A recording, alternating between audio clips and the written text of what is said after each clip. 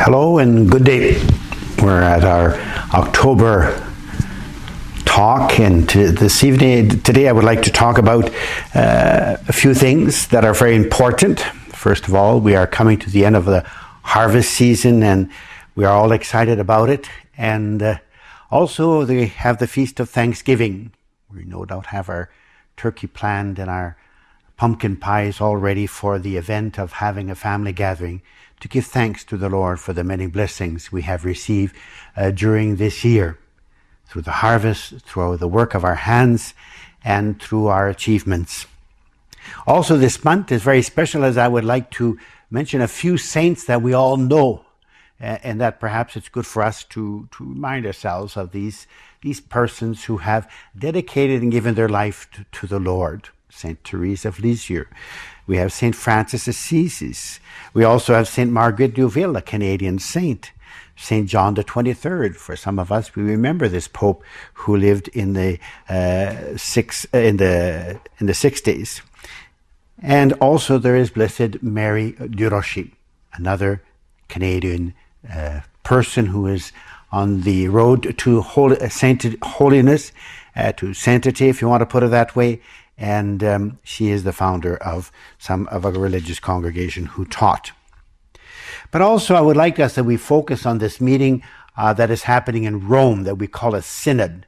The synod is a meeting of bishops, and there are also sometimes lay people or observers who are going to be there to discuss about youth, about their faith, and about the discernment of vocations. Three important issues. Now, these synods are not just come about like that. They are prepared. And over a year ago, they gave us a questionnaire that we sent across the diocese, that we sent to our schools to listen to our youth to see what they had to say. And we did get a good response, and we did send them and forward them to Rome. So what did come out of all these answers and questions that were given to them? And so here they are giving us the plan of what the meeting is going to all be in October. And first of all, they want us to take the pulse of our reality. Not their reality, but our reality. And a real pulse. Not a nice buttered one or a nice creamy one. No, what is our reality? What is the reality of our youth in which they are living today? What are the challenges that they are facing? So I guess we can point out some of them that we should really mention of our youth. We sometimes say they do not believe. They don't go to church anymore. The youth don't go to church anymore. Perhaps they don't go to church, but they're still believers. According to research, they are still believers. Believers in Christ, believer perhaps in other spirits. But they are searching. And that's why we are looking for them. We're looking with them what response we can give. At the same time, many of our youth, because they are searching, they have many questions. Pertinent questions. Difficult questions to answer, and perhaps we don't know how to answer them. Don't be surprised. Don't get nervous. Just try to ponder on how you would respond. Or get yourself informed, not through Googles, but through different authors and different programs, to deepen your faith, but especially to be able to articulate it to our youth. Our youth want to see people who are living out their faith, but living it out not as a duty, but as a love relationship that you have with God and with your neighbors. And that's why the church is a family of families, and we want to give that image, not only that image, but to be that true love of God, love of neighbor, because we are not doing our faith out of a duty, but out of a love relationship that we have with Christ. And of course, there's family life, which has changed, as we all know. Some of them, our homes have become an address and not a home.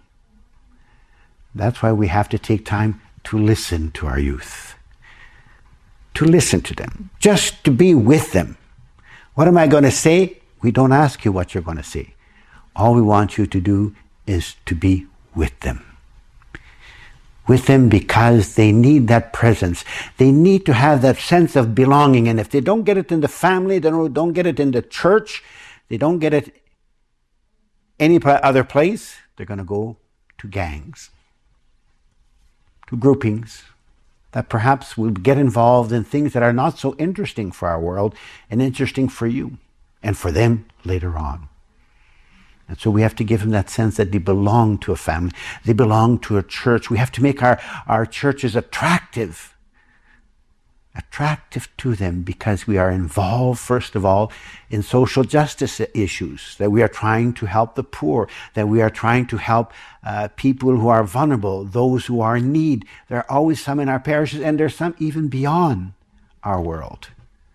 We know that many youth will go for a trip to different parts of the world, not just to see the world, but also sometimes to see how they can help that part of the world improve their life standard and their living.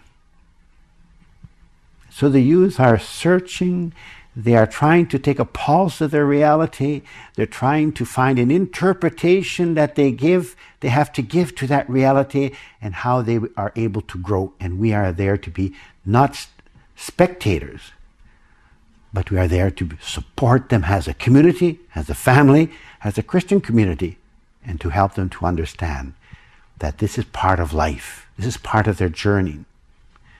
Another thing that has changed over the years is the technology in which they have in their hands that is available for them, and all the programs that come with this technology, all the information, an overwhelming amount of information, an overwhelming understanding of what life is all about. And so in this confusion, sometimes they take decisions that are not right. So that's why family life is so important, helping them while they are young to make choices, and to make better choices all the time for their life. All this technology can be a distraction from what they are really searching for, and that is to be themselves. And if they are themselves, as St. Catherine would say, they will put the world on fire. And so we have to search and how they can be truly themselves, and how they can really be that representative of Christ in our world of today. So we have to show them who is the way, and that is Christ. That's the first thing we got as Christians, is the way. These are people who follow the way. And that is what we have to try to bring to our world today. So we have to help them to open their horizon to a world, because of all this overwhelming information, all these things that are happening in our world. Sometimes we have a tendency to close ourselves in our little cocoon. We do not want to be invited out of our comfort zone because of the stress and fear that it brings into our hearts, the anxiety. No, we have to open our hearts. Make them walk in that zone that is not so comfortable. They have to be these prophets that challenge our world, just as we are trying to challenge them. And we are challenging you now to make your communities an attractive community, a lively community where you are involved in helping the poor, helping those who are vulnerable, helping those who need the presence, your presence.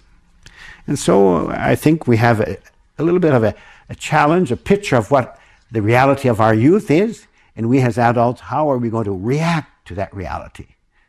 To help them to go through it, to overcome its challenges, and to be able to make it a better world for you and I. This is our legacy that we have to give to our children. And so therefore also, I would like to point out that we have our Diocesan Pastoral Council meeting, conference I would call it more, in October, and you are most welcome to join us, to be able to perhaps find what you need to be able to give to those children who are searching and want some answers, that we are able to walk with them as we try to respond to their questions, their needs, and the life that they would like to live in the future. Thank you very much.